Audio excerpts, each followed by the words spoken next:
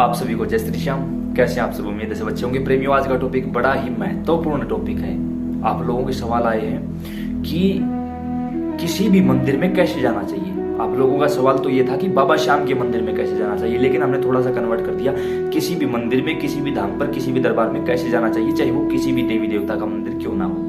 ध्यान से सुनिएगा एक एक बात को, आपके जीवन में काम आने वाली चीज है और कभी भी आपको खाली हाथ नहीं लौटना पड़ेगा। ये जिम्मेवारी भगवान की हो जाएगी। कैसे हो जाएगी? अब मान के चलो, जो आपका सवाल था उसी पर आते हैं कि बाबा श्याम के किसी भी दरबार में कैसे जाना चाहिए। ठीक है, चलो और दरबारों के बारे में लोगों को कम पता है। खाटू धाम के बारे में तो सभी जानते हैं, सभी जानते होंगे।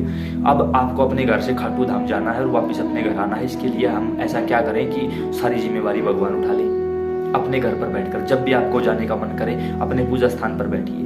पूजा स्थान पर बैठकर अपने ग्राम देवता, इष्ट देवता, कुल देवता, पितृ देवता, गुरुजनों, माता पिता और सभी देवी देवताओं की संपूर्ण दैवीय शक्तियों की हमें आज्ञा लेनी होती है। बैठकर कहें कि हे ग्राम देवता, स्थान देवता, निवास देवता, इष्ट देवता, कुल देवता, पितृ देवता, हमारे गुरुजनों, हमारे माता पिता, हे हमारे आराध्यो, हे संपूर्ण दैवीय शक्तियों, हमारी इच्छा है कि हम श्री धाम खाटू जाएं, बाबा श्याम, बाबा हनुमान के दर्शन करें। तो आप हमें वहां लेकर चलिए और दर्शन करवाइए। याद रहे, आप हमें वहां लेकर चलिए और उनके दर्शन करवाइए। उस समय फिर सभी दैवीय शक्तियां, जिसे हम 33 कोटि देवी देवता बोलते हैं, वो सभी जागृत हो जाएंगे तुरंत और देखेंगे कि ऐसा कौन प्रेमी है जो सभी का आह्वान करके वहां ले जाने के लिए तैयार बैठा है। वहां से फिर घर से आप चूरमे का भोग ले जाइए। कुछ और ले जाओगे वो खराब होने का भय रहता है, क्योंकि आने जाने में समय लगता है। तो चूरमे का भोग ले जाइए। ठीक है, बाबा श्याम और बाबा हनुमान के लिए तैयारी कर ली, चल पड़े घर से। सभी दैवीय शक्तियां आपके साथ हैं। वहां पहुंचकर सबसे पहले लाइन में लगिए। लाइन में श्री राम, श्री श्याम, श्री राम, जय राम, जय राम, जो भी आप जाप कर सकते हो करते रहिए। ये नहीं है कि श्याम मंदिर में खड़े राम राम कैसे भूलेंगे। यकीन मानिए, मैं जब बाबा श्याम के मंदिर में जाता हूँ ना, ओम नमः शिवाय, ओम नमः शिवाय, ओम नमः शिवाय, भगवान शिव के यहाँ जाता हूँ, जय श्री श्याम, जय श्री श्याम। बाद में याद आता कि बोल क्या रहा था। भूल जाओ कहाँ खड़े हो।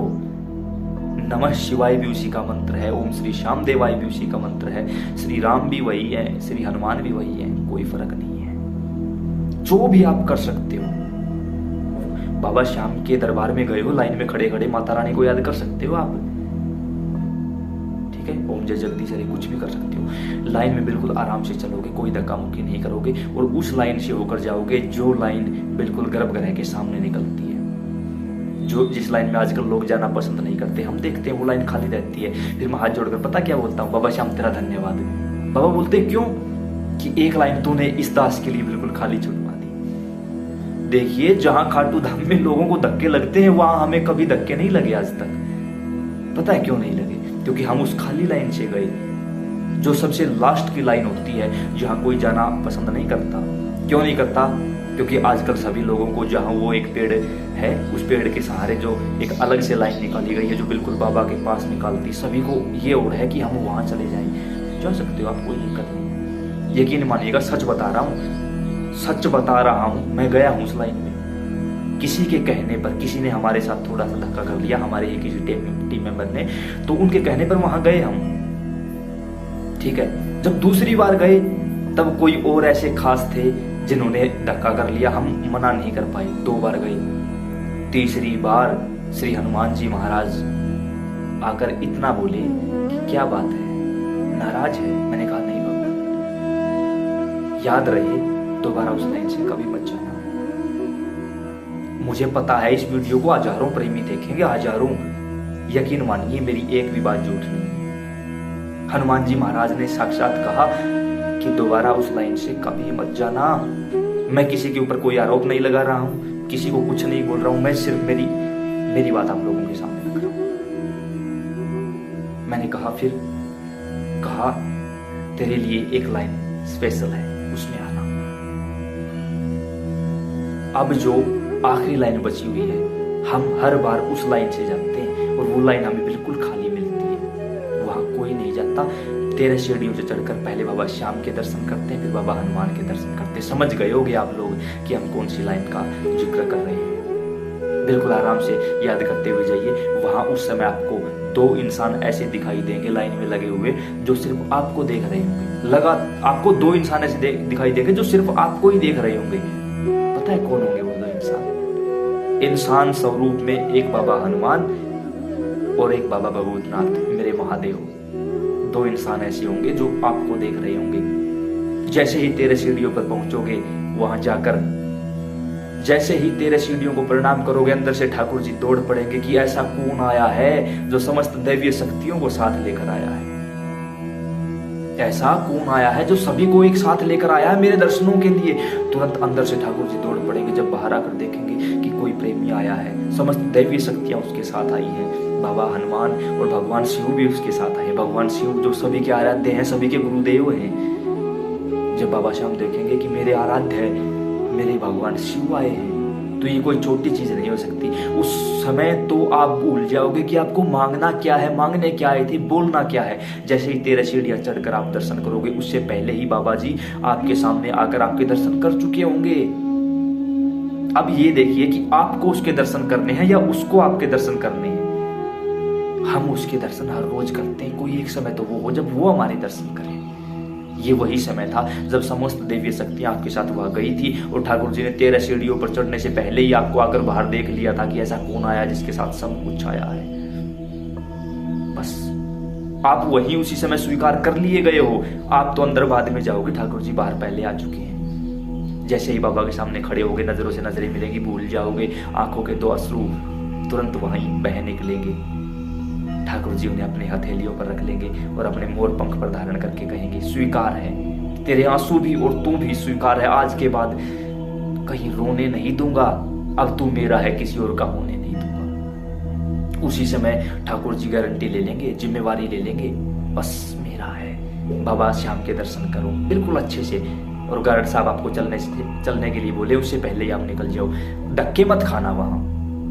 कुछ लोग बोलते हैं कि वहां जो धक्के खाता उन्हें बाहर धक्के खाने नहीं पड़ते। अच्छी बात है, हम मना नहीं करते, लेकिन वहां धक्के मत खाना, क्योंकि 2 अर्थ निकलते हैं। एक, वहां धक्के खाते हैं, उनको बाहर धक्के नहीं खाने पड़ते, लेकिन इसका दूसरा अर्थ भी है। धक्के किस लिए लगाए जाते हैं? हाथ पकड़कर बाहर फेंका जाता है। मतलब ये है कि हमने कोई ऐसी गलती कर दी कि ठाकुर जी ने हमें घर से ही धकेल दिया कि बाहर चलो। हर एक चीज के 2 पहलू होते हैं, तो दूसरा पहलू भी तो साथ में गिना जाएगा ना।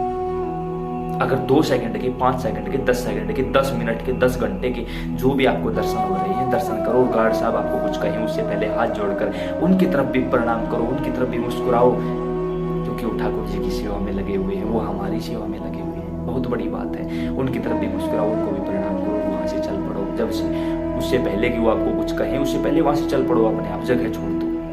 फिर बाबा हनुमान के दर्शन करो, बाहर आओ। हमने एक चीज और देखी, हनुमान जी महाराज का जो मंदिर है, बाहर आकर देखते हैं, पीछे उनकी फोटो बनी हुई है। उसके ऊपर लोग लड्डू उनके मुंह के सामने रखते हैं, फोटो खिंचवाते हैं। वहां हजारों की संख्या में लोगों ने वहां प्रसाद लगा रखी है। ये कोई अच्छी बात है क्या? ये अच्छी बात? आप बताइए, क्या ये अच्छी बात है? भगवान की पीठ में हमेशा पाप विराजमान होता है। भगवान की पीठ की तरफ कभी देखा नहीं जाता, हाथ नहीं रखा जाता कभी भी, और हम लोग वहां लड्डू ठूस रहे हैं। क्या ये अच्छी बात है?